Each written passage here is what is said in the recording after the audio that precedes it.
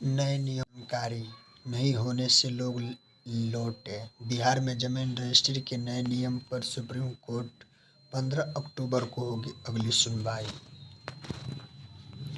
Bihar land rule new rule. Bihar में जमीन registry के नियमों में बदलाव, कोर्ट का नया आदेश 15 अक्टूबर को। Bihar land registry new rule. Bihar जमीन रजिस्ट्री के नियमों में फिर से एक बार बदलाव होना था, क्योंकि आपको सबको पता ही होगा कि 24 सितंबर को जमीन रजिस्ट्री के नियमों पर कोर्ट की सुनवाई थी, लेकिन आपको बता दें कि किसी कारण सुनवाई नहीं हो पाई और इसे टाल दिया गया। अगली तिथि को कोर्ट में यह नियम सुनवाई किया जाएगा। चलिए जानते हैं पूरे डिटेल्स।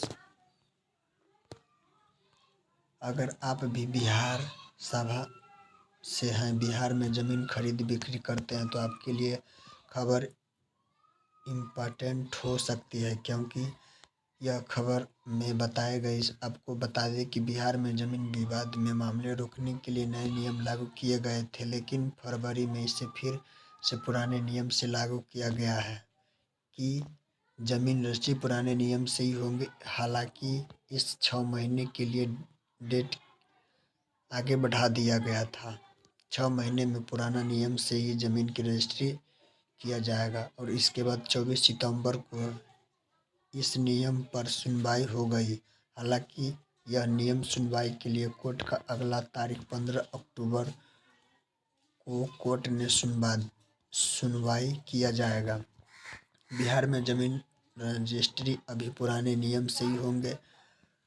आए दिन देखा जाए तो बिहार में धोखाधड़ी और ज़मीन के मामले काफ़ी बढ़ते जा रहे हैं।